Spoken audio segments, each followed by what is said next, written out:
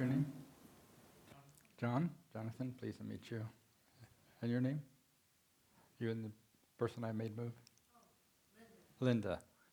Sorry, I just like everyone know everyone's name. The rest of you guys, I know your names. I got your number. Right. So welcome everyone. Welcome back to our Monday night program. I'm looking forward to this session that we'll be doing. The topic, the focus of our discussion during this module is on Shaktopaya, which we'll discuss in detail. I guess I'll back us up a bit and just help us remember where we're at. And this program, that we've been doing, this year-long program, is, we call it the Heart of Consciousness, Kundalini Sadhana, and the Matrix of Means, which is really a focus on the different stages of spiritual practice from a non-dual perspective, the different stages of the at once the ascent of Kundalini within us and the expansion of our individuated consciousness. So we started the whole program with what's called the darshana, which means the view. Because as we know with anything in our life, then it's really where we start is where we end up. And so it is important that we understand from the very beginning that in studying and engaging a practice of non-duality is that is in fact what we're trying to prove in ourselves. We're not trying to adopt a theory or a specific religion or somebody else's philosophy, but to discover that truth in ourselves. And non-dual tantric practices really emerged out of very orthodox dualistic practices in ancient India and ancient Asia, particularly began to become expressed in exposition around the 9th and 10th century and flourished throughout the period until the late 13th century. And then while it continued to flourish, it, little like mushrooms growing in the dark, it flourished underground because of the Muslim incursion. And so it's not a practice that has ever not been in existence in the time that it began to be a response to people's experience where they were being told that there's God and then there's themselves, that there's themselves and then there's the world. And that any access to any higher consciousness, any access to any higher awareness had to have a medium, a pujari, a priest, right? And that was the connection that we used for that establishment. These ancient sadhakas, these ancient spiritual people, were beginning to have some different experience in themselves. Something in them began to really recognize that perhaps both of those fundamental practices or teachings of non-dual practices, which were I am separate from God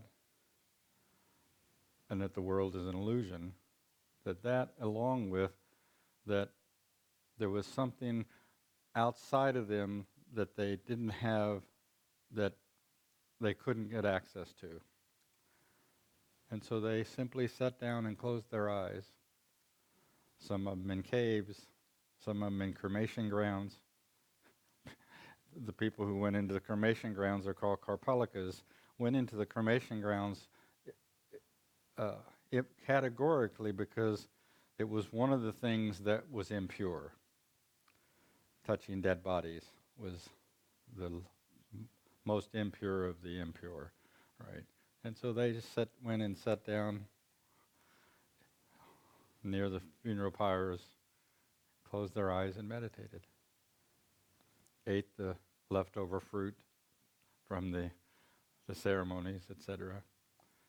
And what happened was that they, in this vile, impure environment, they discovered purity. They discovered this pure freedom in themselves. So that's a little extreme, right? Not for most Westerners, we'll say, certainly, right? And there were all kinds of different reactions to the Orthodox practices at the time. And this, of course, started in northern India and spread southward, moved north towards Tibet, right? But the fundamental the fundamental growth of non-dual practices was a reaction to dualistic practices. That somehow in ourselves there's an inner knowing that there is only one life, there's only one being, there's only oneness, and that being told that was not true didn't fit.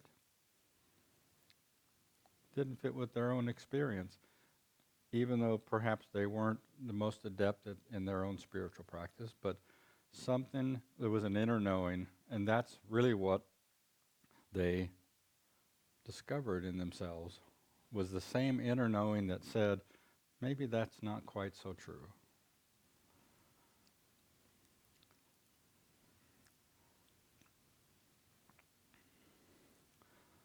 Non-dual practices have many names now.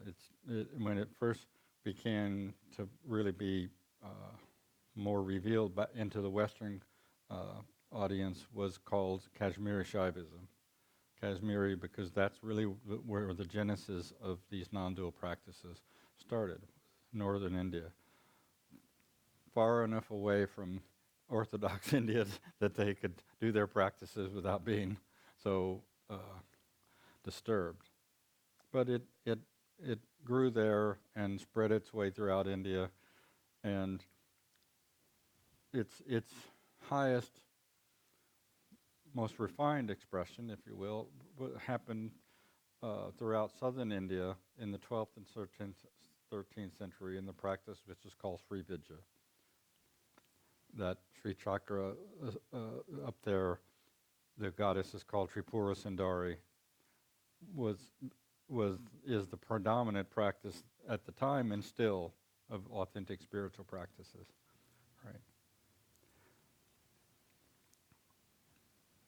Tripura Sundari is the goddess Kundalini. It is the goddess of creative power, which is that same creative power that has expressed us and that we seek to come in contact with in ourselves, in our spiritual practice. And that recognition, the most unkept secret in tantric practices is that life is not form, and it's not even just consciousness, that has an energetic power to that consciousness. Practices up to that point didn't recognize that creative power. And so all the practices, multiple schools, of which there are 4 or 5 major schools, are all focusing on Shakti, on energy. And specifically the recognition and therefore the discovery in ourselves of that very same power, that is the power that not only created the universe, is the power that created and sustains the universe, but the very power of our own self. That's called Kundalini.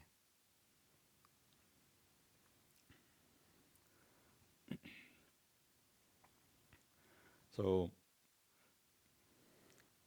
I won't say all, but most non-dual tantric practices recognize and focus on the uh, liberating of Kundalini within our psychic body, within our awareness. And there's different multiple schools and hundreds of different practices that focus on that, right? So that darshana is the place where practices such as this, the non-dual practices, start from that canon, from that premise. There is only one life, there is only one consciousness, and its power to express itself and know itself is that consciousness. And that universal power expresses itself as individuals in the form of Kundalini. We've discussed this. Sometimes Kundalini is discussed as this latent power that's dormant in us. Well, the only thing dormant about it is that we're not aware of it. So we're asleep, it's not, right? And so then the practices that I teach, the practices that we're discussing, is focusing on the ascent of Kundalini.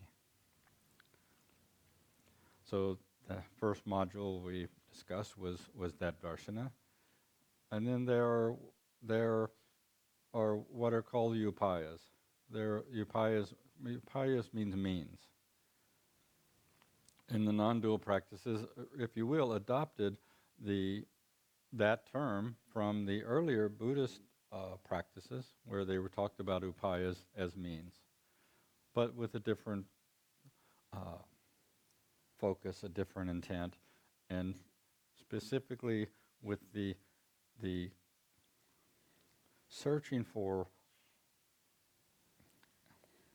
and the bringing to light this inherent understanding that Shakti is the pathway to consciousness.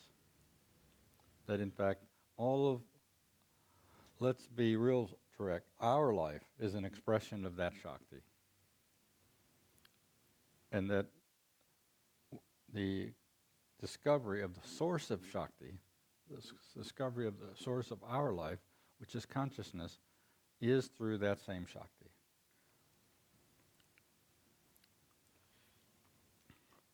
Those upayas are discussed within this type of tradition as a nonlinear progression that seem to have some continuum.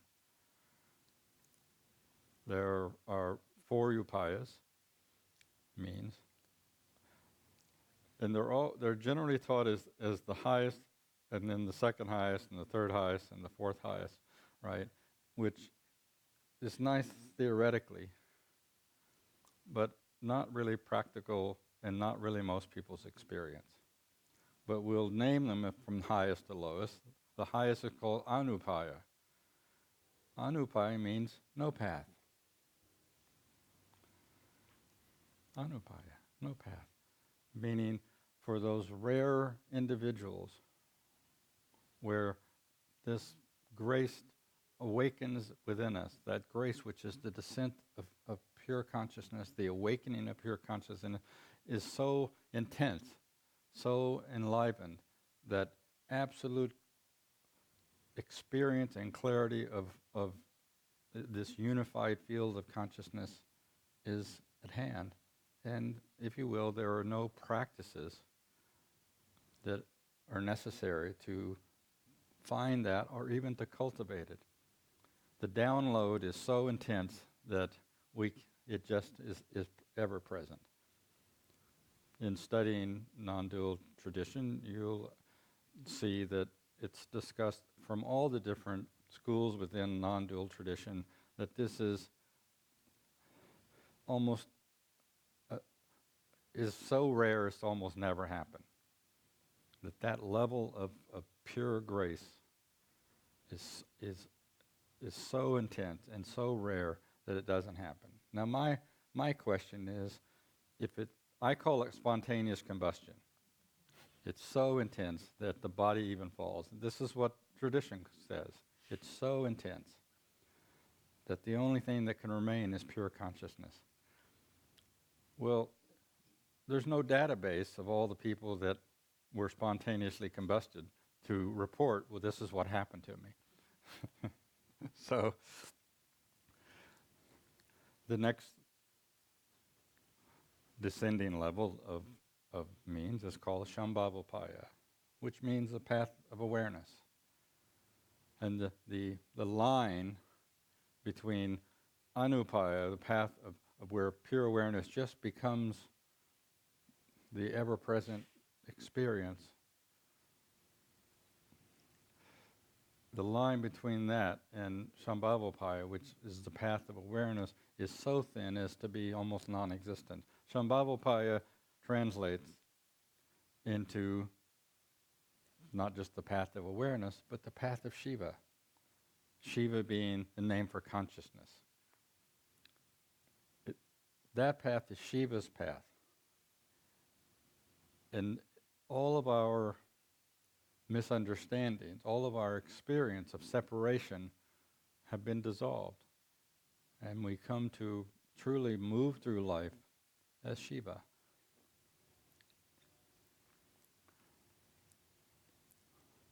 That practice, that's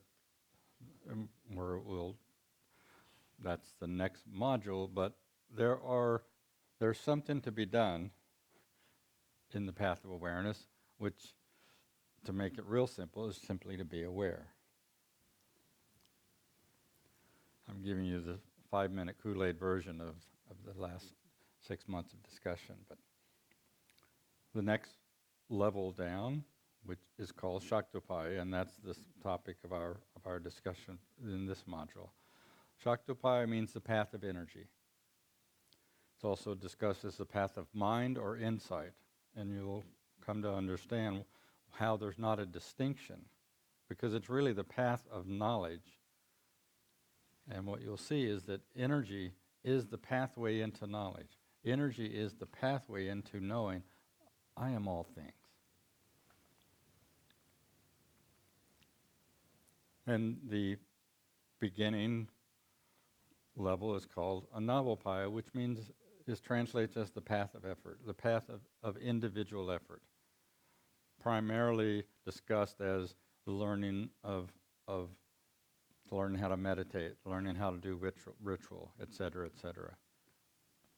I discuss it in slightly different terms, not to exclude those things, but that it is primarily the path of internalizing our awareness, of taking our energy that is just extended and bound in externality and internalizing it. And in the process, beginning to internalize not just our awareness, but our own energy, and to begin to turn it inside and channel it into the Sushumna, into the psychic body. And for me, the foundational grounds of Anavapaya is to open our heart, to truly open our heart, and to feel this flow of energy inside, to begin to come in contact with that same very Shakti that is expressing us. And fundamentally that also is when you talk about the 3 levels of Kundalini, which is Prana Kundalini, Chitta Kundalini, and Para Kundalini. Prana Kundalini is our life force, not just our breath, but our life force. And so we're internalizing our life force that we have allowed to be externalized, that we're attached on our awareness to objects and in the process losing our own sense of self. Primarily what we're doing there is reinforcing duality. There's me and there's that object. And usually those objects treat me really badly. Or I need that object if I'm going to be happy. I don't need this object. Get it the hell out of here because it makes me unhappy, etc. So it's not about the ritual or the meditation practice. It is about consciousness. And what we're doing in Anavapaya is internalizing our awareness, internalizing our life force, internalizing our breath, And so our last session was talking about that extensively. And it's only when we have successfully internalized and established ourselves in that center that we can begin to uncover a deeper knowingness of that. So when we talk about creating that flow, we're really talking about being able to feel our heart, but feel the chakras, right? And feel the connecting of the dots, feel an energy that's moving through us.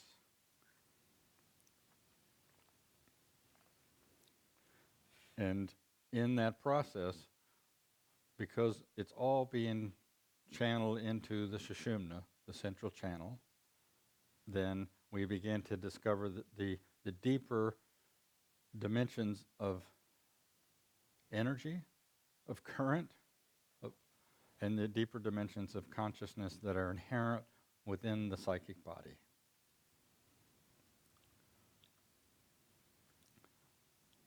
That second level of Kundalini, which is called Chitta Kundalini, is the energy of our mind,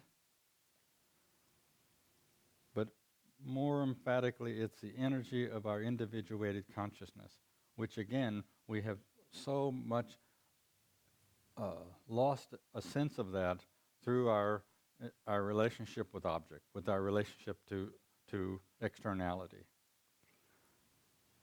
And so what we're attempting to do in the practices of Shaktopaya is to, and that's why it's also called the path of mind. We're talking about transforming, internalizing the energy of mind and emotion, of thought construct, transforming it, converting it, if we will, back into energy, and back into not just the flow of that energy, but the directing of that energy, that flow, to uncover the deeper dimensions of the Sushumna. We'll get into this a little bit, because any non-dual practice such as this, from tradition that focuses on liberation, that happening through the liberating of Kundalini, the liberating of individualized consciousness, is focuses on the central channel. That we are simply that pure light of consciousness, and that our bodies, our mind, our emotions, our extremities are all an expression of that very power. So that's what Shaktopaya is really focusing on, is we've internalized our awareness, we begin to internalize our own life force enough that we can become in contact with a much deeper current of spiritual force.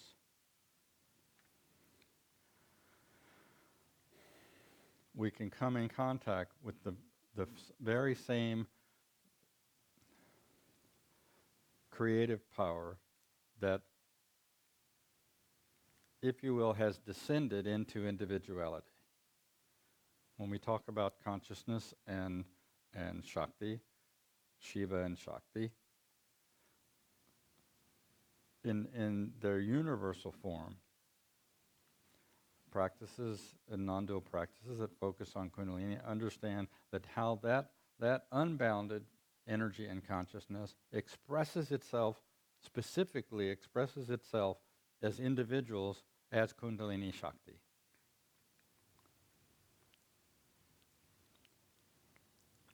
That power in its universal form is called Svatantriya, which means autonomous, absolute freedom. So this autonomous, absolute free consciousness chooses to express not just multiplicity, the universe, but specifically to express individuality, which is a nice thing because then we get to be here, right? But somehow in that process, we lose sight of that. That's when it talks about the Kundalini being dormant. That's really what's being discussed. Is this losing sight of our own true nature. So all authentic spiritual practices are to uncover our own true nature. This particular practice, any practice that focuses on the Sushumna, understands that the pathway to the consciousness that expresses itself as individuality is the energy that expresses that individuality, Kundalini, and that pathway is through the central channel. And that's the discussion that we'll be exploring over the next 5 weeks in this particular course. The next course we'll talk about Shambhavapaya and the, if you want to call it, the results of Shaktopaya. It's always talked as a non-linear progression in its simplest way, because any of them lead to the same place. All of them lead to the same place. My personal experience, and the more I explore tantric practices and scripture as it becomes more and more prevalent, is that there is a continuum in our own experience. There's a continuum of this day-by-day expansion of our own consciousness. There's a continuum in this slow unfolding revelation of our own true nature.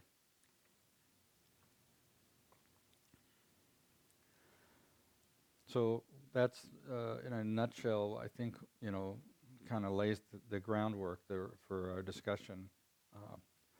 If anyone wants to ask a clarification question about that, then I'm happy to do so. Do we have a microphone?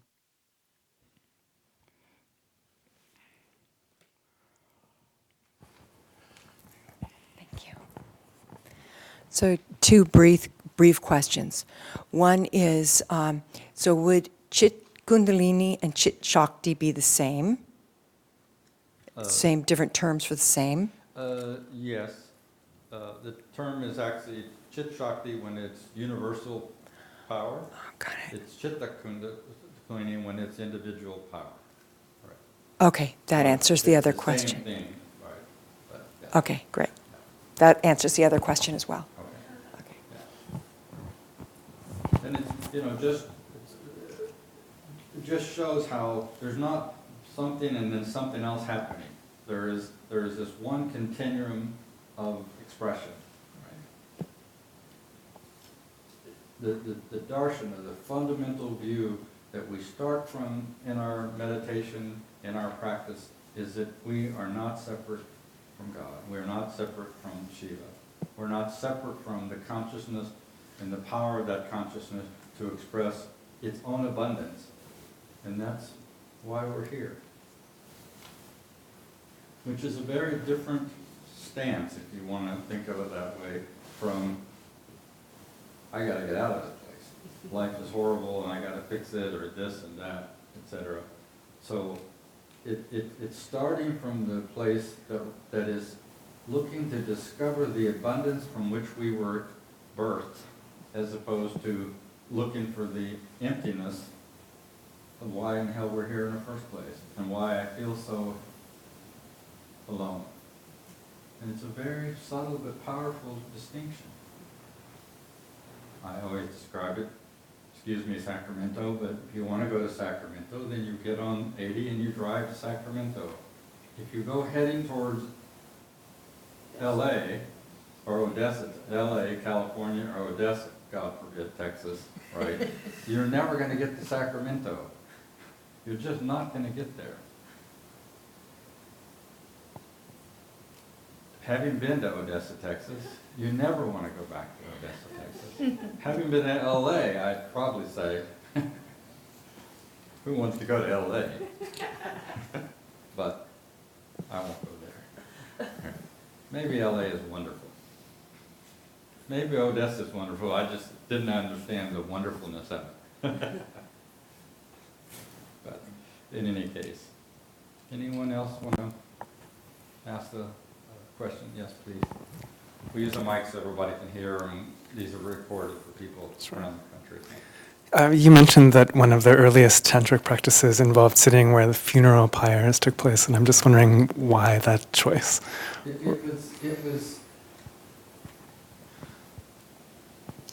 really was the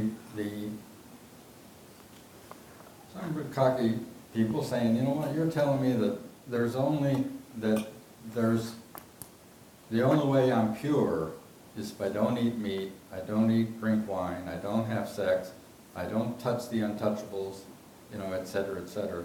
So they just said, look, I don't think that's true. So I'm going to find the vilest, most impure place I can, and I'm going to see if what you're telling me is true. Right. Now, that's still, while it's a very esoteric and secretive practice, it still exists, primarily in Nepal, in Kathmandu. Right? But that's really what it was. Right? Is us saying, let's prove to what we think we know in ourselves. Because you're telling me that there's only purity and impurity, which means there's two different things. They're saying, yes, there's this decrepit bodies and et cetera, but it's all part of this play of consciousness, right? And can I discover that pureness in the midst of all that? Okay, it's a little extreme, but, you know. Yes. But just real diversion, quick diversion. Isn't that the reason you wear orange? No. No.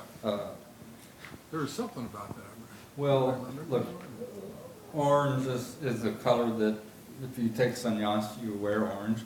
It's a color of renunciation. It's also the color of fire, color of transformation. So it's the same thing. And in fact, one of the terms for the central channel is called the smashana, which means cremation grounds. Mm-hmm. I don't usually say that, freaks the hell out of people, but what we're doing is the burning of impurity. Not the impurity of you can't have sex and eat meat and drink wine at the same time, right? The impurity of misunderstanding. The impurity that congests the central channel because of our misunderstanding, our karma, our tensions, et cetera, et cetera. So that's why it's called you wear orange. It's a symbol of fire. It's a symbol of transformation. And smashana is one of the names for the central channel. So in that way, I guess you're right. You don't have to wear orange to know the central channel. Anybody else? So please, as we move through, I will make comments or references to things we've discussed in the past. And if you find that you're not sure what the reference is or you're lost, then don't hesitate to ask. But again, so then Shaktapaya,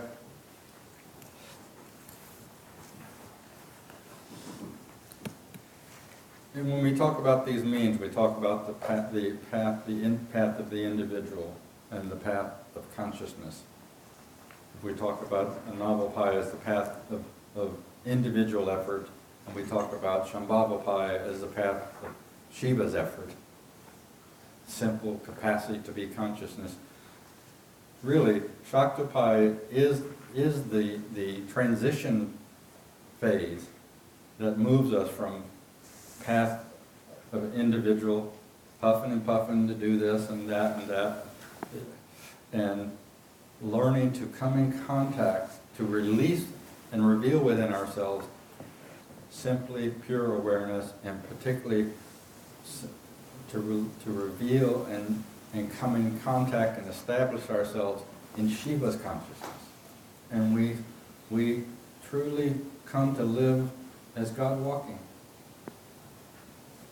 And so Shaktapaya is that center part of the continuum that does free us from individuality, from separated experience. you can think of the upayas in its simplest formula is the continuum from diversity or duality to the unity of all that diversity, Shaktopaya, the energy, and unity. From diversity to the unity of all that diversity to unity itself. And so what we're doing when we talk about Shaktopaya is is recognizing, experiencing, and functioning from this understanding that life is, that all of life, expressed life, manifest life, is really the matrix of the energies of consciousness, expressing itself as you and me and buildings and trees and birds, etc., etc. That there's an apparent form, but there's a life force. There's an energetic power behind form. And so Shaktopaya, one of its fundamental things that we're doing is freeing ourselves from the duality of there's me and there's that thing, me and that form that's separate from myself. That I am just Shakti. That all of life is this dynamic interchange of the creative matrix of consciousness to express itself. And that power, that very unbounded power that has the power to create and manifest and sustain the universe, can probably handle our life. Can probably handle our life better than we can. And so we'll talk a lot about surrendering to that Shakti, both internally and, if you will, externally, and letting that Shakti sculpt our life. And that surrender is the fundamental power of any authentic spiritual practice, no matter what phase it is. But in this particular part of the continuum, it is the fundamental practice that we're learning to do, even when we're learning a specific meditation technique, etc. We're learning to come in contact with and establish ourselves in this deeper flow, this deeper current of Shakti, and to surrender to it, meaning we're trusting it. And truly, it's not just writing a Hallmark card to ourselves every once in a while, but truly beginning to trust that Shakti to give us what we need in this life. To provide for us the very things, the very experience that we, quote, need in this life, not the ones we want, but the things we need for one purpose, for freedom. So we'll keep that in mind as we talk about what it means to surrender to the Shakti. Otherwise, we're spiritual materialists where, man, I'll just be so deeply surrendered and I'll have a, it's a Tesla now, it used to be BMWs, but now I'll have a Tesla and I'll have this and I'll have a condo overlooking, the bay, etc. Right? And none of those things are a problem, having all of them. We're non-dualist. We embrace the abundance and celebration of life. But we understand that that is not what's going to fulfill us. And my basic position on this through my 50 years of sadhana is there's nothing that you don't have in this life that you don't need.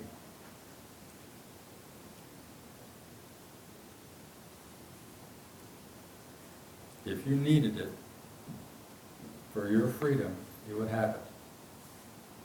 We can flip that and say, there's lots of things we have in this life that we'd rather not have, but that we need for our freedom. usually walking around on two legs with a big mouth. Usually in the form of our relationships that are there as a feedback mechanism for us to help reveal to us our own limited capacity to understand. So when we talk about surrender to Shakti, we're talking about truly becoming to trust the force loop, to let our life present itself, and to stop chasing what we don't have. We're so busy chasing what we don't have that we simply do not recognize what we have.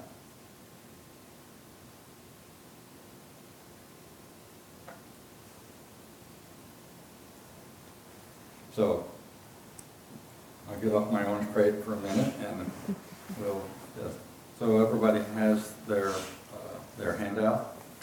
So you get, there's two, there's the handout and there's homework. The handout is this one. Okay. So we're going to read some of the stuff and just discuss it. And we're going to do this for a few minutes and then we'll stop and meditate for a few minutes. So again, this discussion, this module is talking about Shaktopaya, the coming in contact and the recognition of the inherent power of life to present itself and to follow that inherent presentation of Shakti back to its source, which is consciousness. When we talk about you hear people talking about the awakening of Kundalini. Often people's experience of what they might perceive or call an awakening of Kundalini is really what I call the arousal or the activation of Kundalini. That's when this pranic force starts to turn back inside. That phase which correlates with the Navapaya. And that can happen, many times happens, not because we start some spiritual practice, some difficult experience, some very traumatic experience, some loss of a loved one, or something, our own life force just starts to turn back inside. And many people have some difficulty with that because they don't really know what's happening, or they don't have a practice or a guide or somebody that can help them happen. So that is a Navapaya correlates to the activation of that Kundalini, which is really its first turning inside. When we talk about the awakening of Kundalini, we are specifically talking about the awakening of Chit Kundalini, the awakening of this individuated consciousness in it to its own inner knowing that there is a deeper source embedded within it, and the following of that through the central channel, through the different dimensions of the central channel, to rise back up through to its own source, which is not separate from us. That awakening happens because we come in contact with Shakti. We begin to come in contact, but also internalize that Shakti and discover the deeper dimensions of Shakti. When we talk about that flow of energy that happens between the chakras, really that is what's happening when this pranic force begins to be internalized. And as you'll see in our discussion tonight, and that we'll expound on over the next several weeks, it is that there are 4 dimensions of the Sushumna. And we'll talk about those in a minute. But the fundamental discussion that I want us to explore is well said in this first quote here.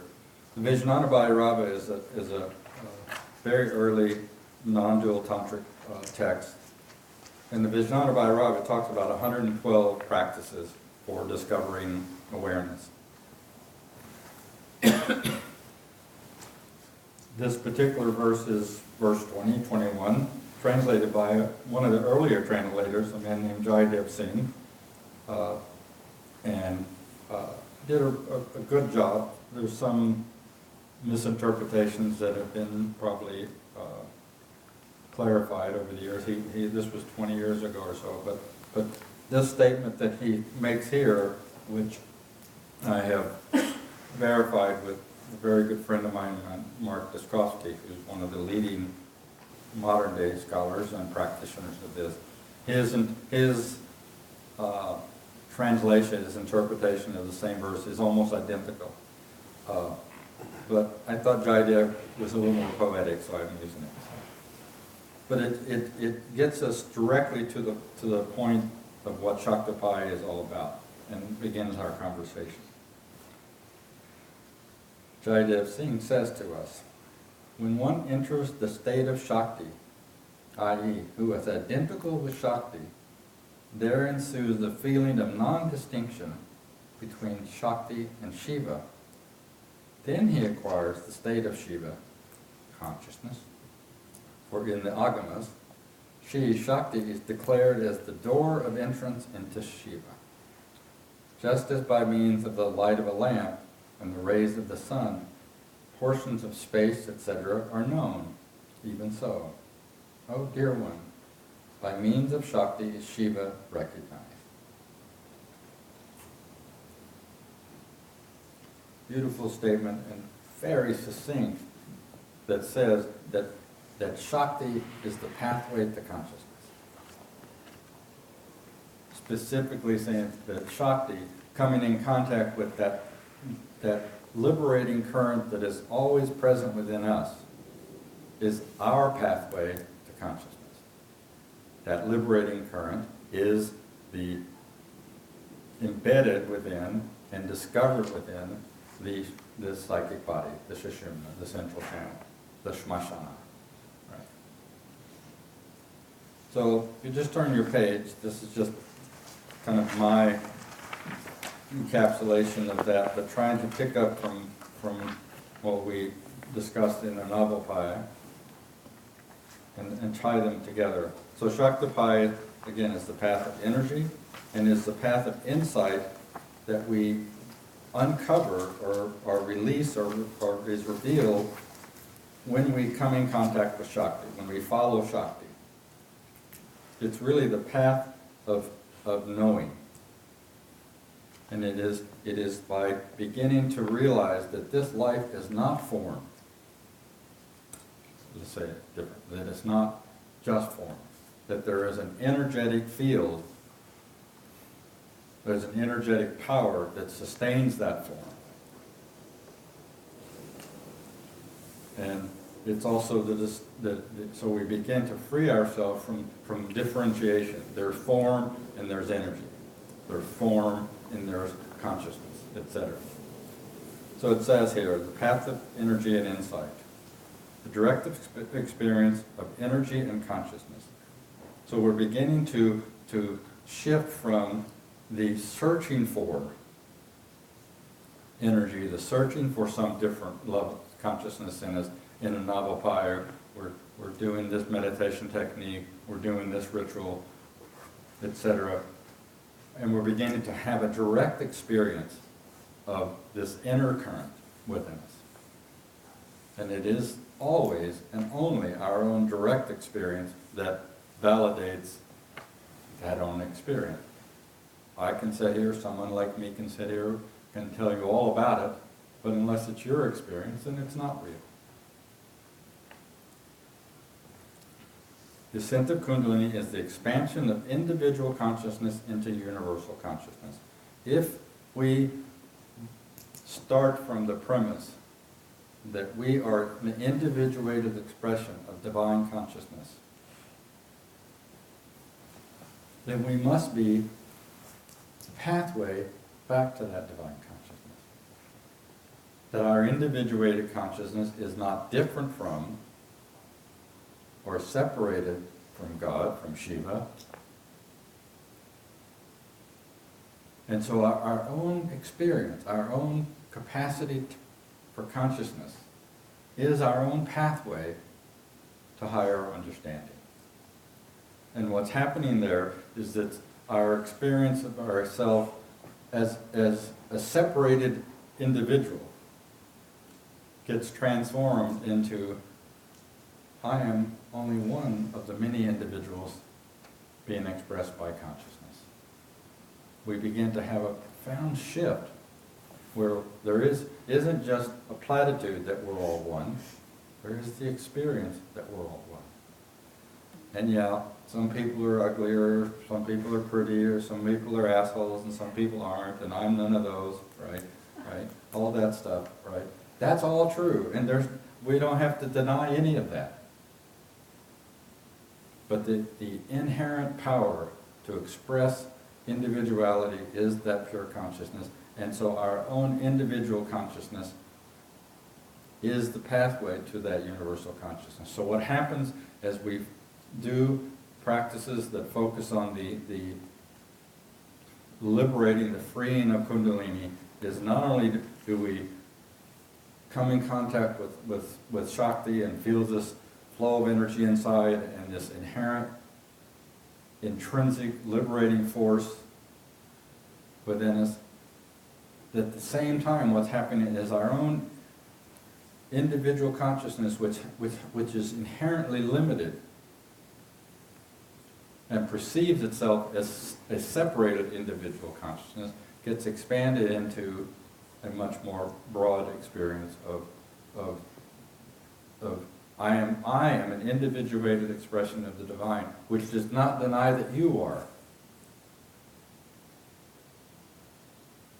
Because to say I am one and you're one immediately starts to say there's two-ness. Well, two-ness exists in oneness. And this is, again, one of the fundamental shifts in non-dual practices. Yes, there is duality. There is multiplicity. Look up at the sky. There's not just one star there. There's bazillions of stars. And they're all part of one pure consciousness expressing itself. Somehow, when we start to translate that into our own individual experience, we somehow lose sight of that. So, what we're attempting to do in the practice of Shaktapaya is to transform our understanding, to transform our not just our experience, but our understanding. And come into the true experience of life as Shakti. And that's why all goddesses, there's no distinction between God and goddess, Shiva and Shakti. Goddesses are called goddesses because they have the power to create. Like our mommies. Our daddies were just innocent bystanders. Or not so innocent, right? Within the non-dual practices that focus on Kundalini, Tripura Sundari, Para, even Kali, they are the goddess Kundalini.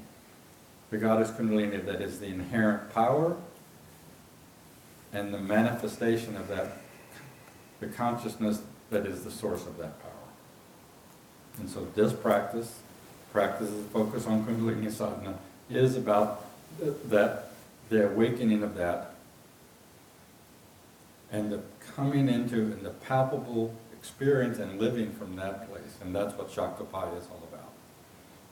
So I'm kind of picking back up as we move forward a little bit what Anavapaya was about, which I mentioned, right? It says, as we open our heart and develop the capacity to feel a flow in ourselves, Anavapaya, to open the psychic body, to feel the chakras and the energy flowing through them, what we discover within that is a profoundly subtle, extraordinarily powerful energy that expresses itself as life, as multiplicity. Further, we begin to understand ourselves as an individuated expression of pure consciousness, and that we are not different from that, because consciousness expresses itself as Shakti, as energy. Once we begin to understand and recognize that life is not form, but rather the energy of life manifesting as form, we begin to truly experience our own essence, and that is current of Shakti. And that current of Shakti. And because we can come in contact with it, we can learn to surrender to it. In our meditation, we create the subtlety of consciousness to actually feel the different levels of that current within us. As we surrender to that ascent of Kundalini, we come to know ourselves as an individuated expression of the divine. In that willingness to experience and surrender to that Shakti internally, we also develop the capacity to surrender to that Shakti in our life and allow it to sculpt our life. Shaktopaya is the means in which we create an inner environment for divine power to express itself through us. I'm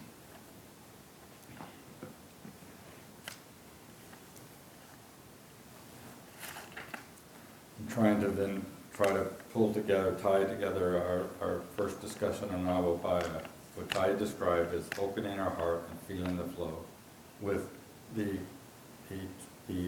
maturation of that into Shaktopaya, which is discovering within that flow of energy within us these different levels, different depths of current of Shakti. And as we move through the discussion, you'll see that the highest level of that, the most subtle current of Shakti within us is the current of consciousness.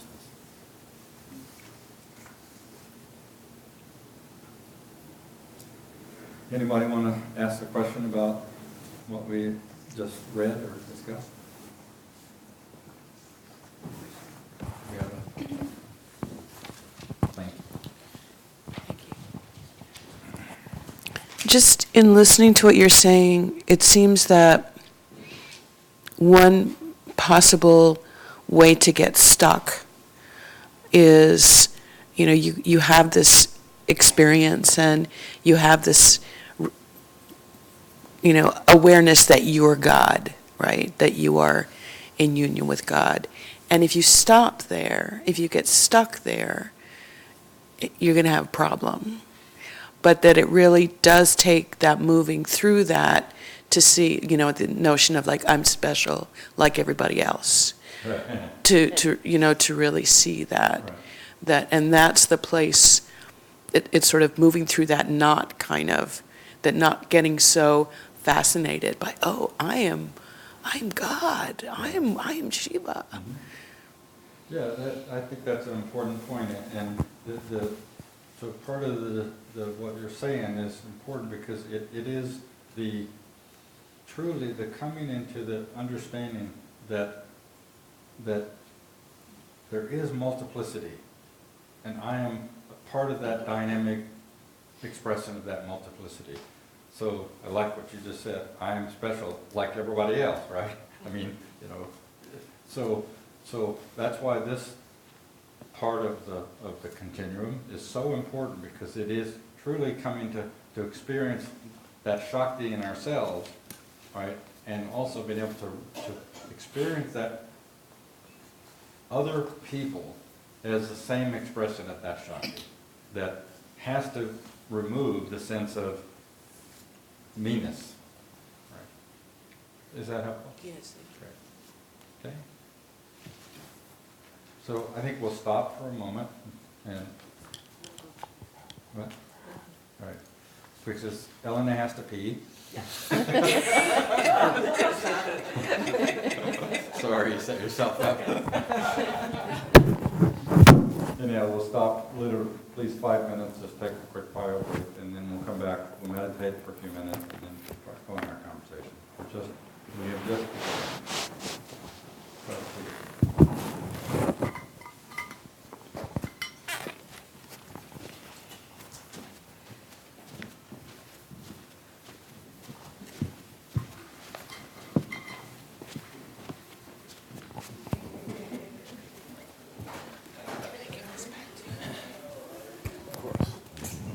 Source.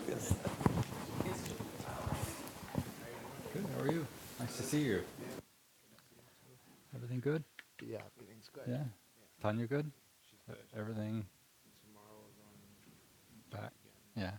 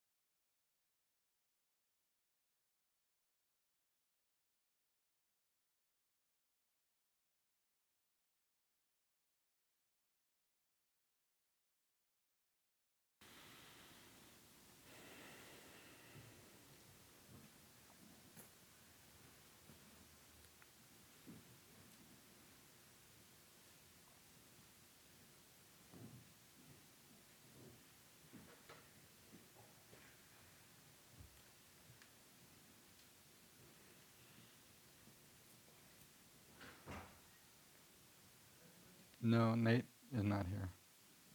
Or Laura.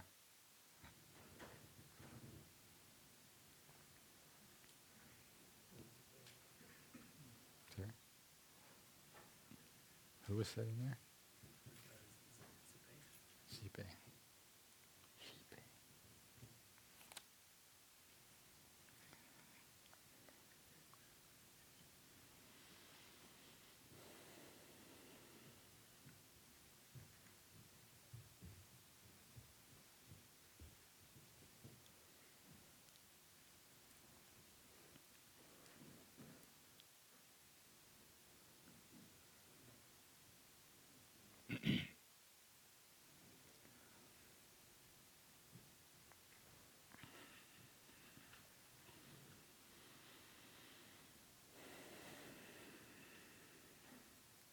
Rudra.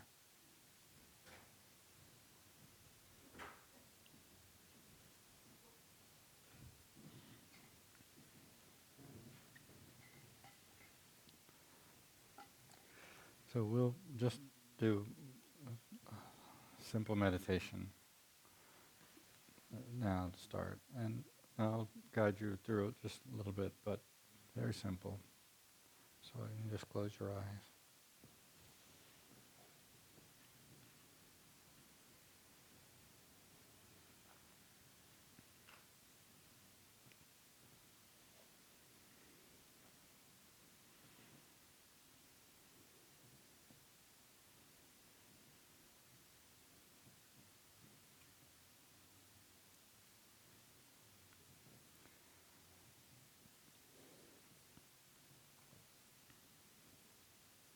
And just become aware of your breath.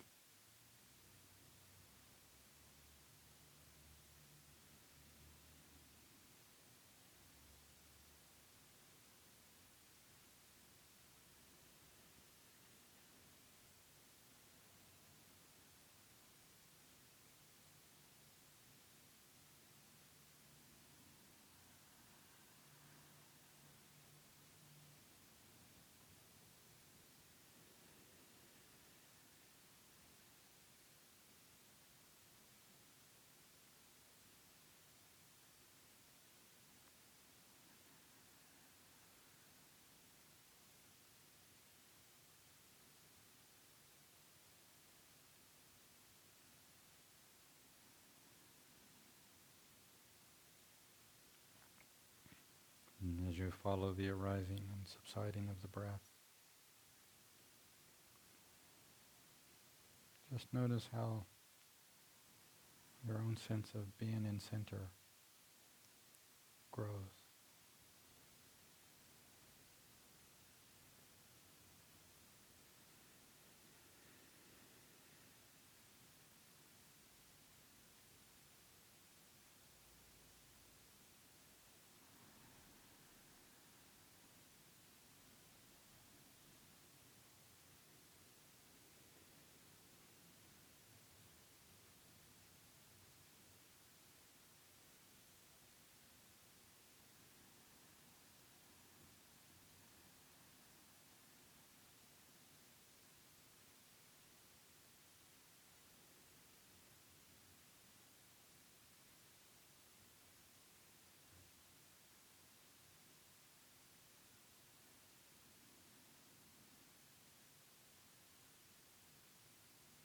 And just feel the breath as it arises and subsides from the heart.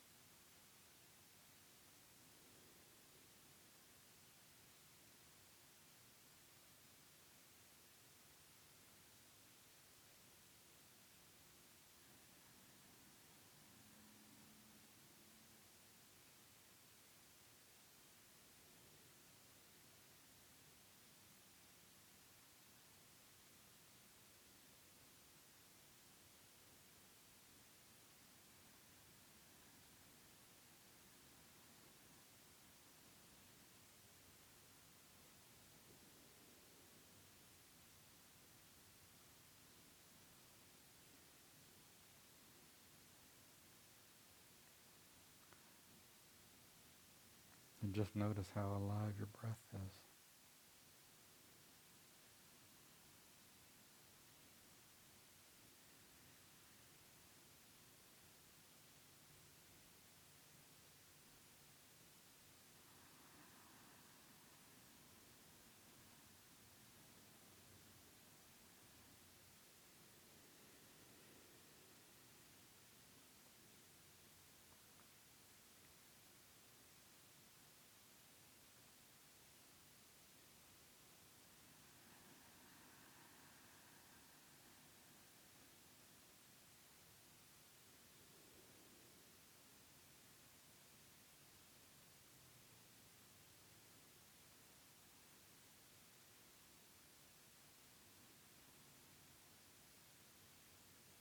And just feel that inner vitality from which the breath arises and subsides back into.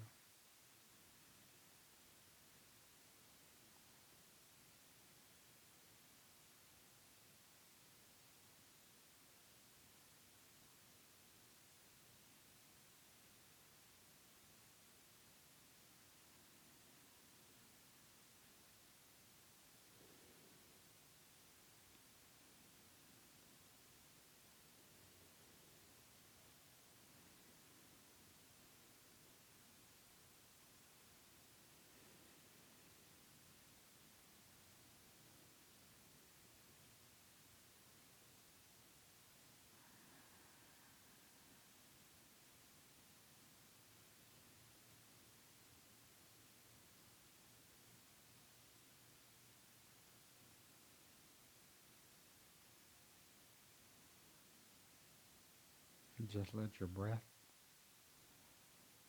and your thoughts be absorbed into that vitality.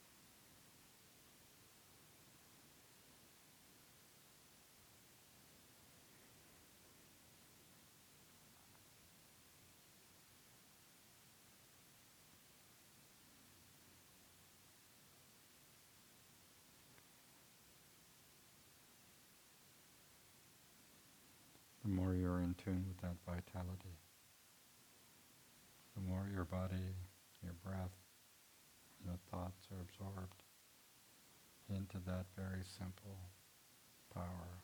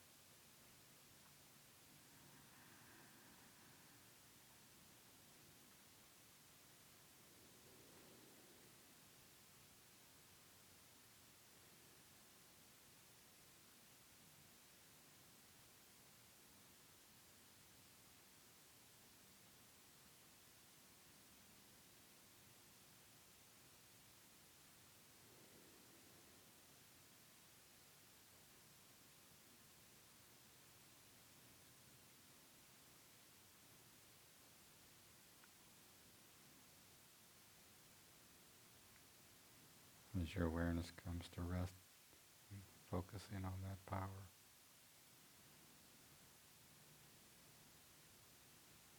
Notice how that energy, as a channel within you, shows itself.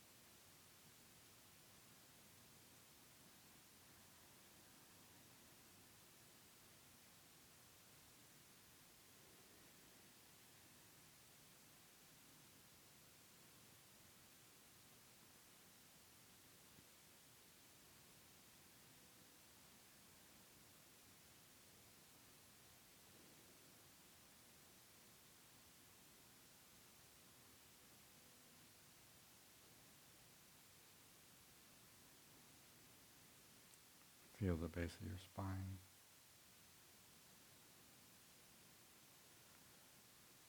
Feel the top of your head.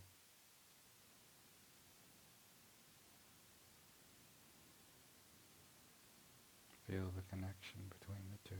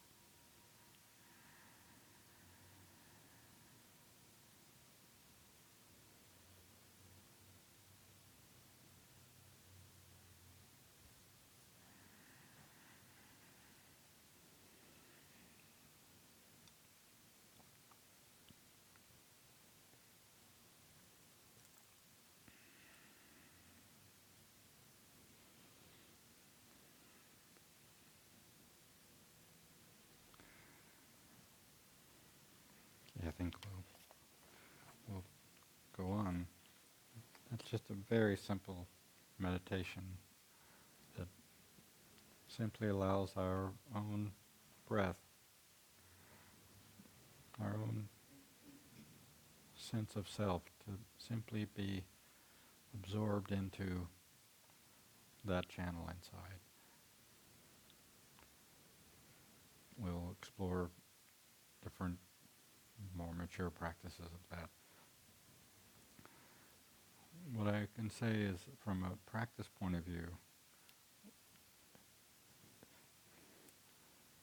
Shaktopaya is about our establishing ourselves in that connection to that inner current, but sustaining and maintaining that current, our awareness and of of that current throughout our day, so that there is a palpable experience of this inner dynamic taking place. Those of you who've been practicing with me for some period of time, we just talk about that as cultivating that flow of energy, of feeling, connecting all the dots of the chakras, feeling this energy move down the front and up the back.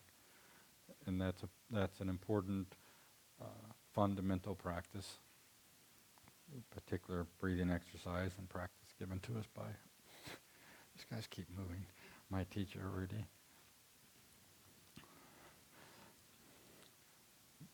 And that's when we talk about Anavapaya, that's what we're talking about, is cultivating that flow of energy. And what we're going to discover and explore in the discussion of Shaktopaya is the discovery of the deeper channels of that Shakti that gives life to that flow, if you will.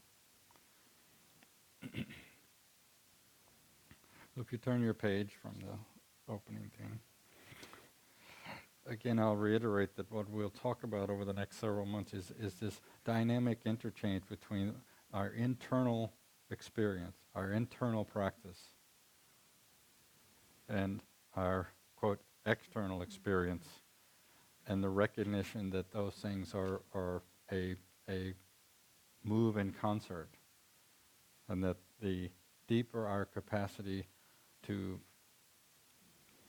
surrender to and connect to these deeper dimensions of the central channel,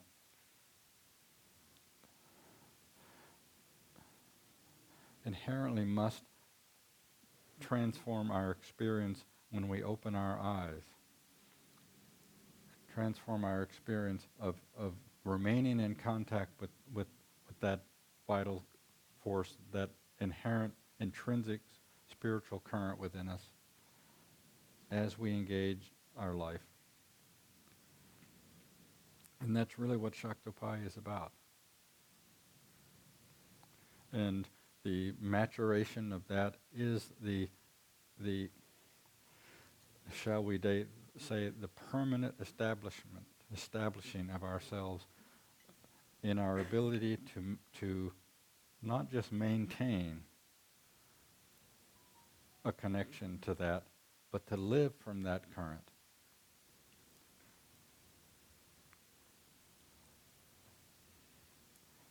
So there's an internal experience and this external expression of the understanding released through that internal experience. So this next page, it says Shaktopaya, freedom from differentiation. So you'll see across the top there the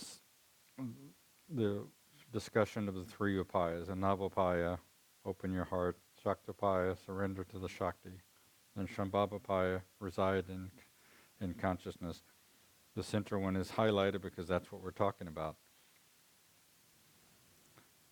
Let's keep in mind that all spiritual practice, all and the different levels of spiritual practice are have one singular purpose, and that is to free us from duality, to free us from a dualistic experience, to free us from the misunderstanding that conceals that unity. the fundamental experience of duality is understood and translated and is our experience in what are called the malas, veils, the veils of concealment. Those three are: I am separate, which is the fundamental experience of that we have in life. It is the fundamental cause of suffering. And secondly, if I'm separate, then I'm also different, which cements our experience of two-ness.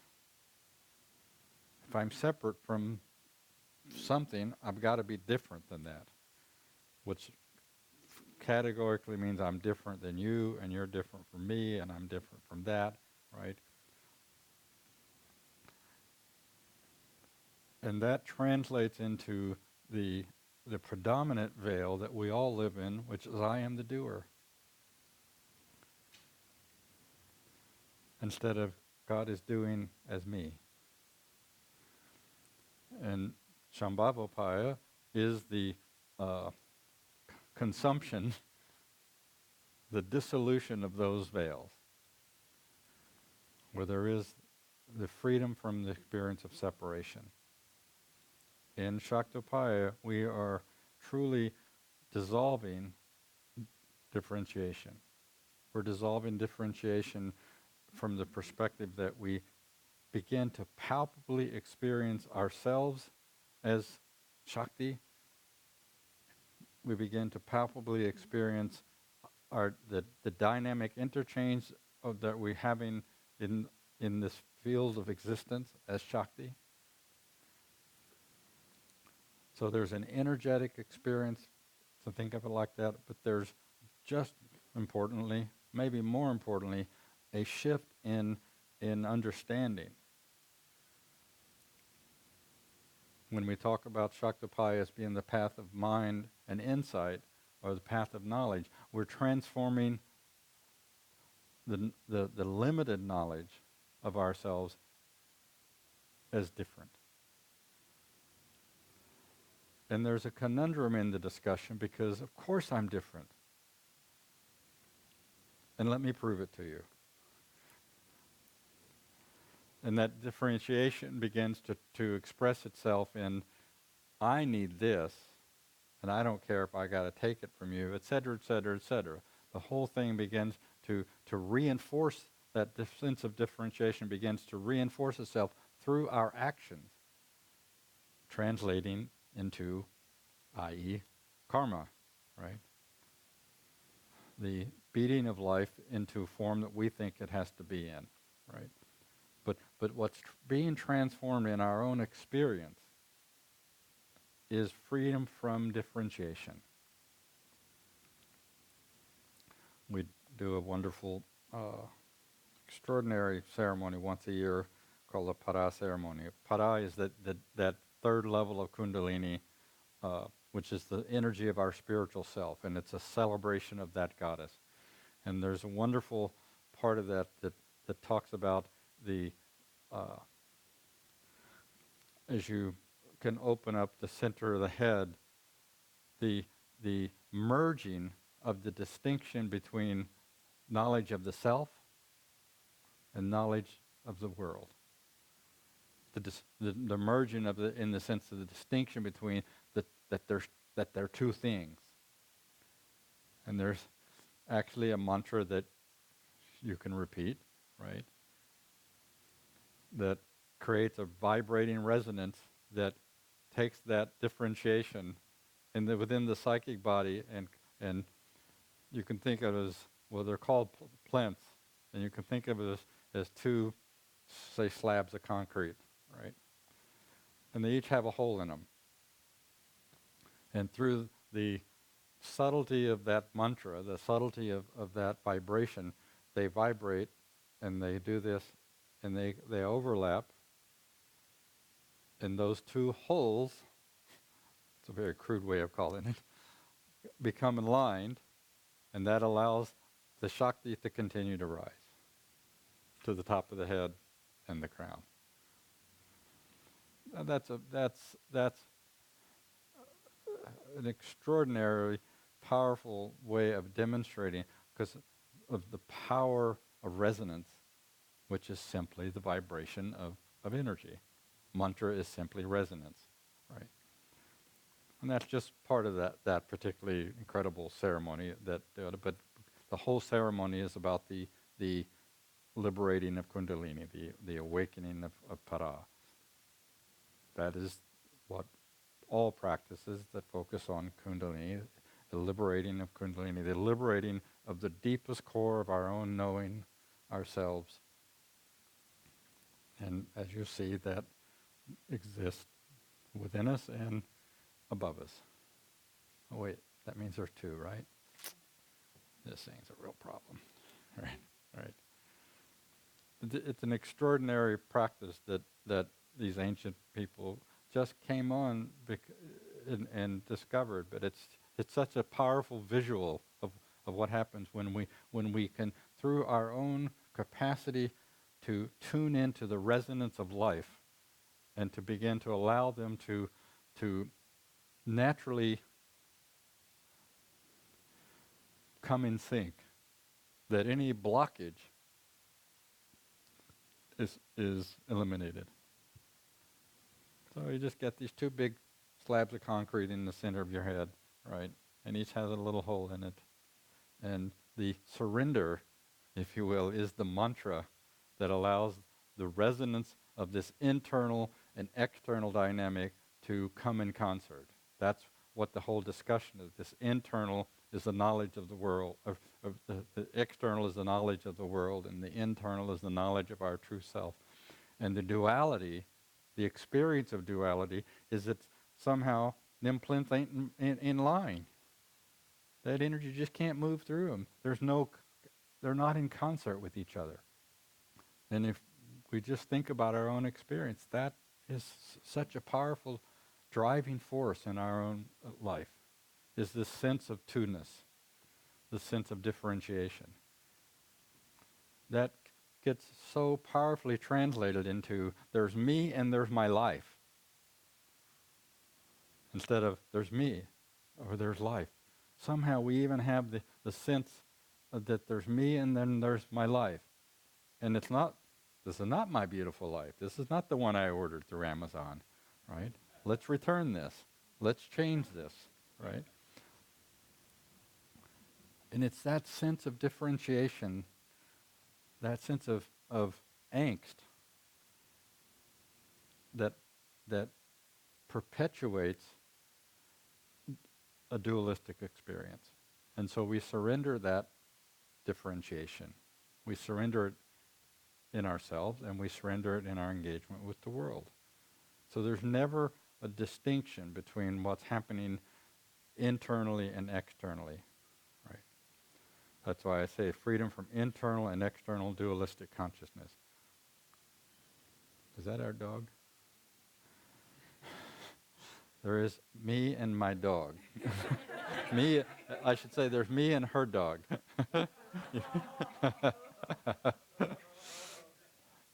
You better go check on. You've heard all this shit before anyhow, so. Right. So when we talk about, in Shaktipai, we're talking about surrendering to that Shakti. Truly surrendering to that Shakti. Surrendering our body, surrendering our mind, surrendering our emotions, allowing them to be absorbed into the deepest dimension of ourself, which is simply this Shakti, this power. The power that is expressing itself as us. So if you look at this again, then what we're talking about in the practices in Shaktipai that we'll continue to do is that we first connect to that Shakti. We have a palpable sense, not only of just this energy and this flow within us, but we begin to palpably be able to feel all of life as Shakti, and mostly we begin to allow an experience to reveal itself is that we are that Shakti. We are that creative power of the divine to express itself. And the fact that it does express itself as individuality in no way diminishes its own oneness. Just think about that for a moment.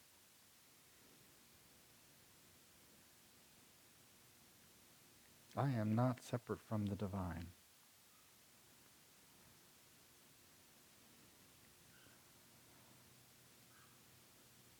Something happening with the dog. So I try to always reinforce that this is not theory. This is not some exposition that somebody made up. This non-dual tantric practices are the practices that for centuries were internal oral practices only, and that at a certain point became written down, right? That it was not something that a bunch of sadhus got in a cremation ground or a dog pound or whatever and had a debate. Well, it'll be this, it'll look like that, it's got 6 legs, no, it's only got 4, what's this long little thing here, the whole sample of the elephant and the blind people, right? But people who simply closed their eyes and looked inside and looked with their own consciousness, looked past their own consciousness, looked past their own perception, their own experience, and said, what's behind that? Ramana Maharshi's practice is inquiry. And the fundamental question is, who am I? And then who's asking this question, et cetera, et cetera. Powerful practice, right? Well, this is not really different from that. The only difference is that we're using energy to drill through those questions.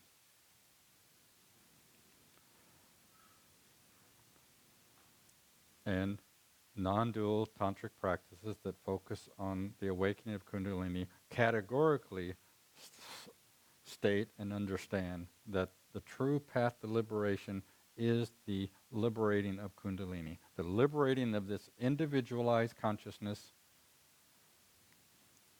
that's bound within its own misperception of itself as separate from the source of consciousness. So part of the discussion that we'll keep coming back to is this freedom from differentiation, this freedom from misunderstanding, and the freedom from because what happens from that sense of differentiation is that third veil, which we call is I am the doer, is we begin to act and think as if we're different. And primarily we begin to act and think to get something because we think it's going to fill us when we were never empty in the first place. And it's such a powerful driving force that for most people they're not freed from. The very act of living reinforces the act of living in the sense that we're perpetually reaching outside of ourselves for fulfillment, rather than finding that fulfillment in ourselves and expressing it in our life. Think of the subtle difference. This perpetual grasping, this perpetual demanding of life to give us something because we somehow perceive ourselves to need something in order to be complete, is the very same experience that reinforces that experience of separation, of incompleteness. And so what we do in our spiritual practice is we begin to surrender that incompleteness. We begin to surrender the grasping, the reaching. we take a lot of that energy, like most of it, and we begin to internalize it. And we, in that process, not only have internalized our energy and allowed it to feel the very awakening that's trying to take place in us, we are not extracting ourselves from life, but we're extracting ourselves from the need for life to be the way we think it has to be. Who among us can deny that which makes us tense is what? Wanting to control. That my life isn't giving me what it should give me. That my spouse isn't giving me what I need. I'm amazed perpetually at what happens when you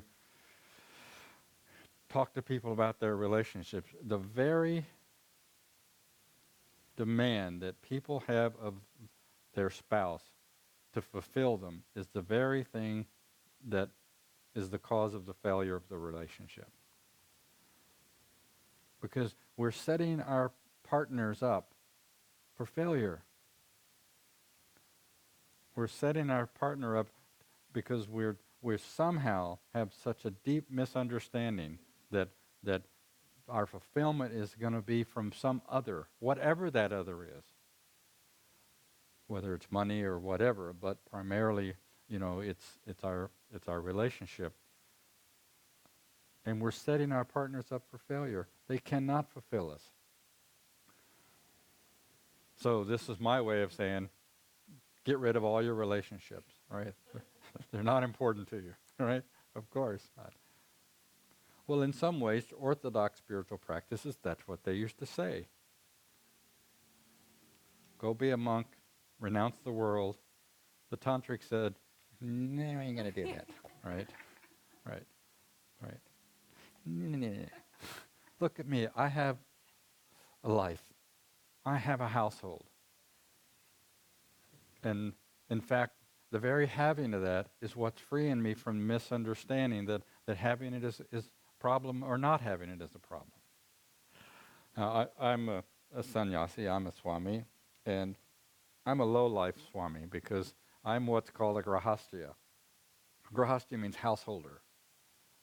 There are traditionally within the Hindu practices 4 levels, 4 phases of just everybody's life. It's called ashrama, right? And the final is generally sannyas, where excuse me for saying this, but where the men get to renounce their life and go live in the forest. Women couldn't do that. Nah, they're not important enough, right? This is silly business, of course, right? But the point is, from certain perspectives, the highest level of sannyas is the giving up of the world. A sannyasi, traditionally, has no belongings. They have one kurta or a diaper, right? They have a cane and they have a begging bowl. And they can never stay in one place more than 3 days. Inherently saying, don't get too attached to your palace, right? Or even your place where you're laying down, right? I meet sannyasis who adhere to that, who turn their nose up at me because I'm a householder, right? Tantrics say, wait a minute. If there's only one thing in this life, then what is there that's impure? What is there to renounce? The only thing, if you want to think about renouncing, is our misunderstanding. That we renounce our separation. I only use myself as an example of that because then this whole dynamic. So in India, that is the 4 stages of life.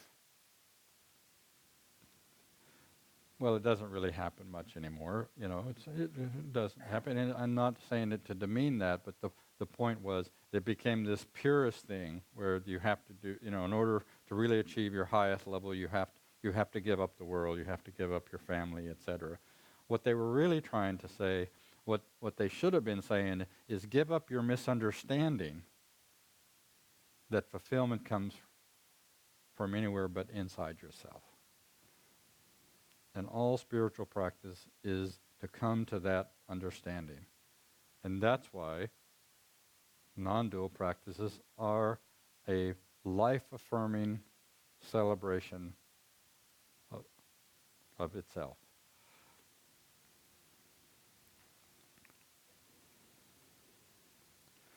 And okay, so there's a few little tweaks and nips and tucks that happen along the way.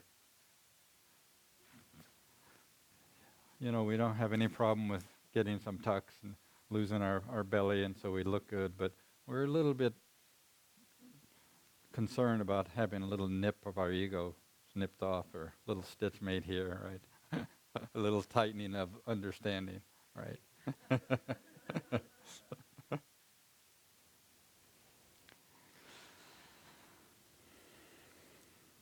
The practice of Kundalini Sadhana understands and focuses on that it is the coming in contact with the different, with the dimensions of Shakti that is the expression of life, that is the same dimensions of Shakti that expresses us, that is the pathway to freedom.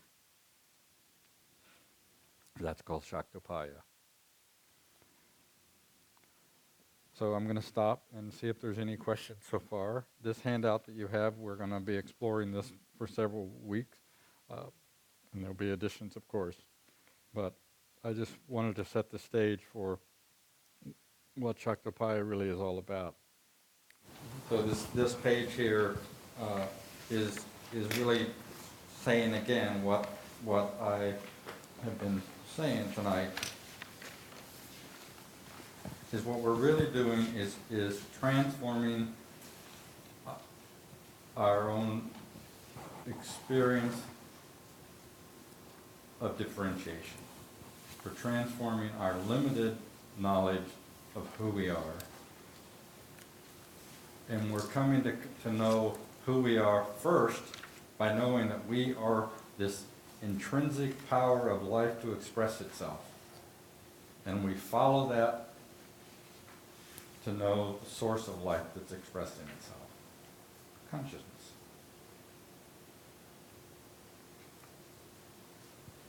And it sounds a little like theory until it's not. But this is the darshan of non-dual practices. It is the darshan of non-dual practices that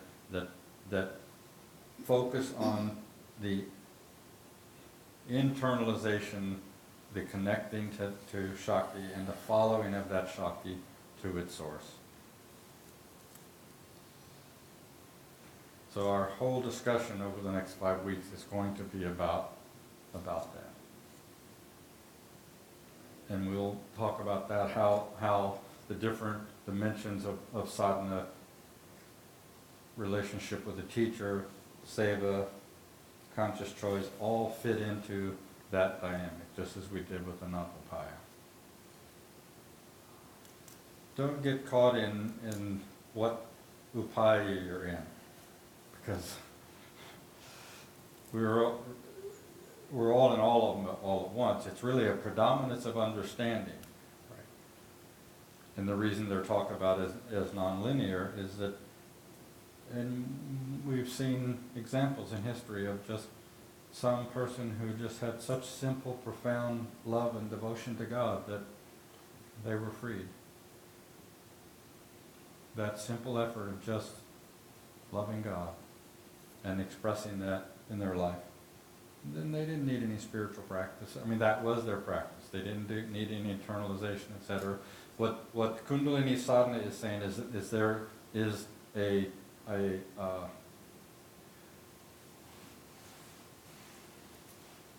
there are, how do I say it correctly?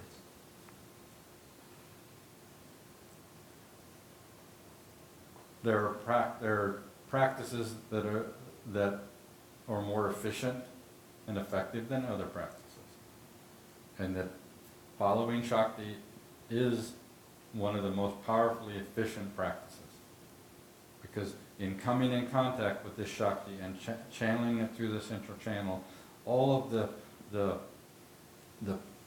mental and emotional constructs that normally take us years to break through and to free ourselves from can quickly be consumed back into that energy. And so the Navapaya, often some of the practices there is dealing with our emotions and dealing with our thoughts, etc. And we're not denying our thoughts and emotions. Who can deny the emotion of anger when you get angry? It grabs you by the whatever, right? So it's not ever a denial of that, but it is a recognition that all of our mental and emotional constructs are energy in form, in contraction.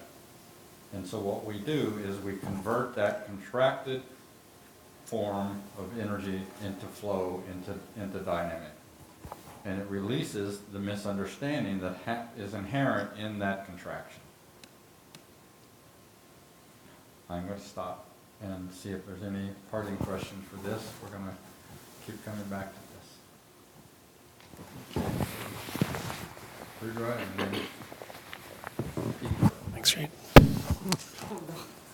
Oh, man. it's all right. So it seems like the key thing is getting to Shakti as fast as possible. And I know some people will like come to the practice in the beginning and be like, I can't feel my things, you know, can't feel my chakras, or so I guess in my own experience, I feel a difference between prana and Shakti. Like you can start working with prana and feel it and do some things with it, but it doesn't necessarily mean you're in touch with Shakti, whereas Shakti is like this more sparkly, dynamic, intelligent energy, which you say is everywhere and is the fundamental ground of everything, but it also seems to be more concentrated. Like it's more concentrated over in the statue or in the teacher or in the shrine. Mm-hmm. Could you talk about that difference?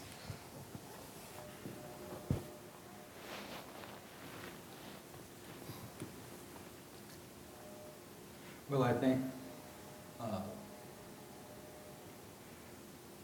each individual, because of our history, right,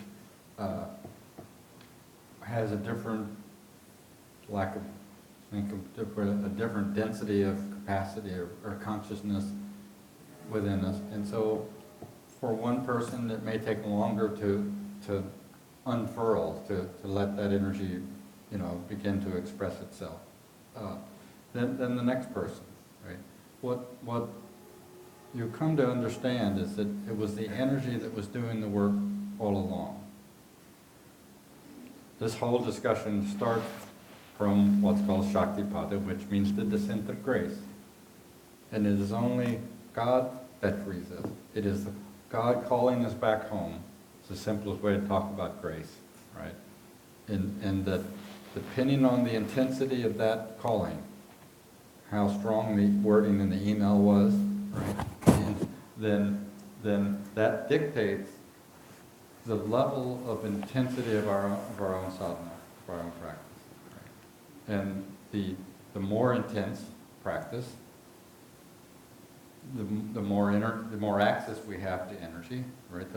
The more quickly we're freed of our own density, right?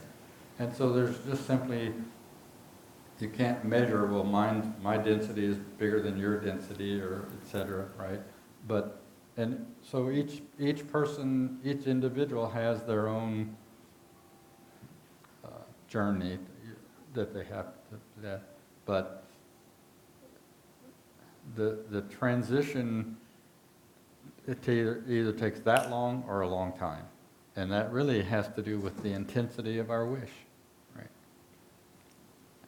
But there is a distinction between feeling that prana, right, and beginning to truly having internalized that pranic force so that our awareness can be absorbed into the Sushumna, and we begin to feel the different dimensions of that. Right. Now, what I will say is that, so in this, shows how big and generous I am, in this 9.5 months, I'm taking you through all the different levels of practice, right? Traditionally, you come to, person in India in the ancient times, and a Navapaya, which was the first 12 years of your practice, and you weren't given any practice. Go out there and till my garden, right? The fundamental practice was seva. The fundamental practice was prove yourself to me. Prove you want to know God. And after about 12 years of that proving, then I'll give you some hints, right?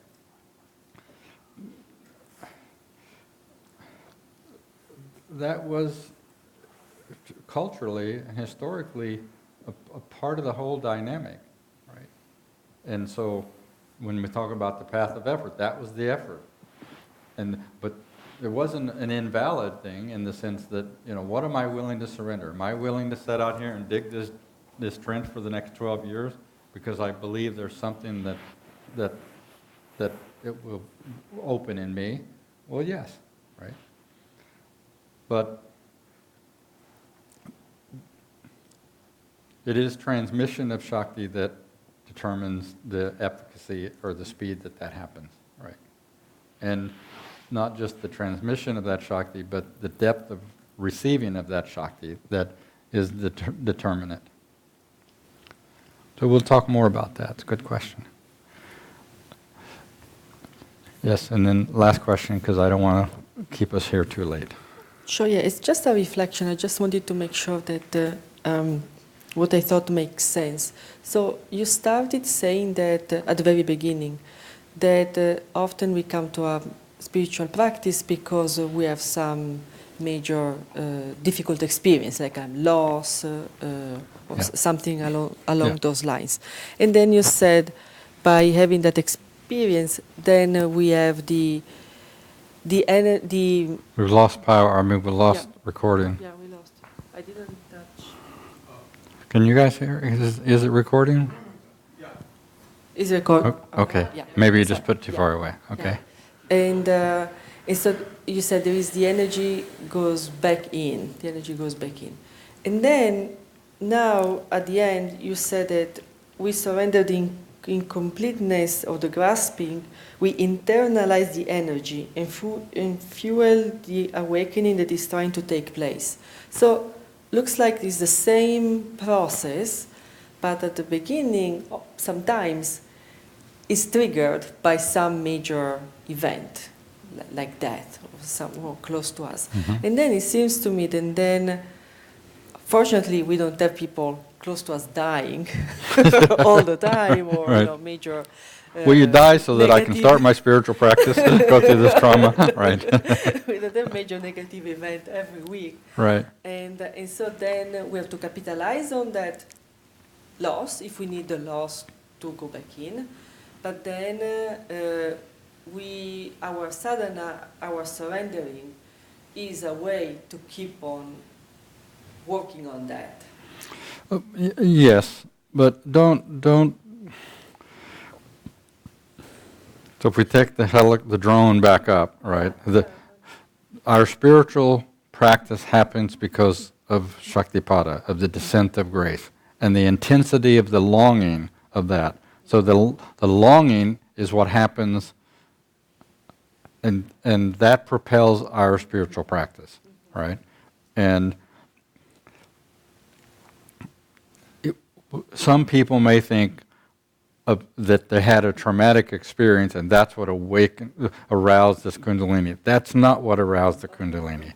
It happened to be the experience that happened around that dynamic, right?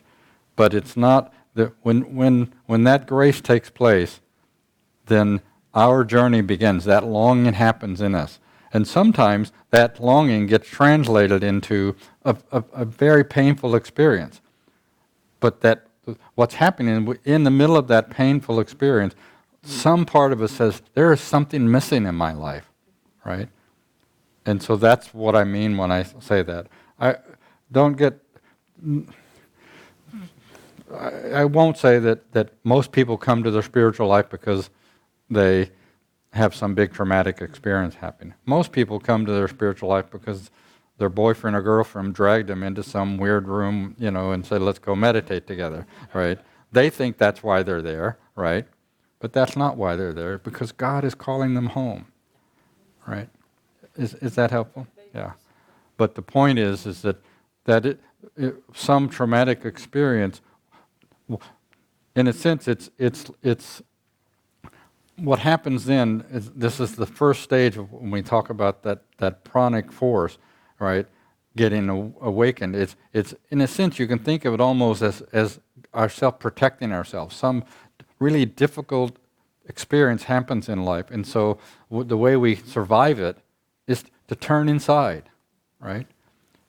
And that's when that traumatic experience can, if you will, be the thing that seems to activate our spiritual life. Many people go through many traumatic experiences and they don't turn inside. They turn outside again, right? And to substance, etc. So, is that helpful? Yeah. Good. Let's close our eyes for just a couple of minutes.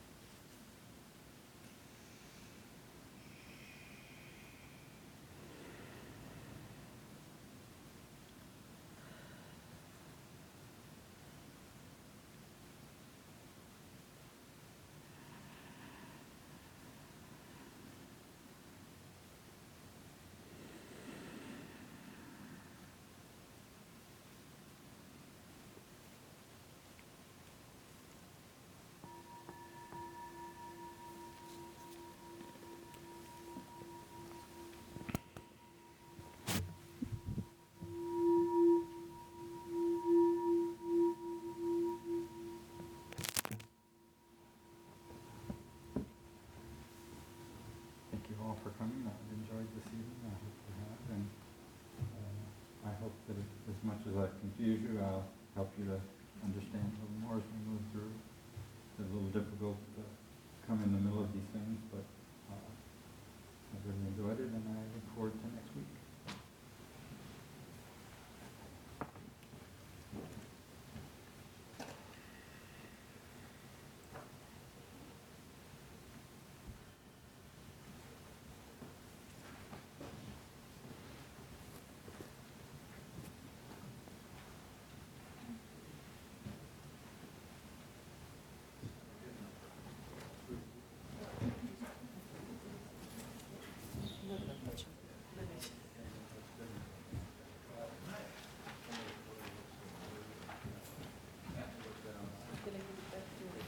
Yes.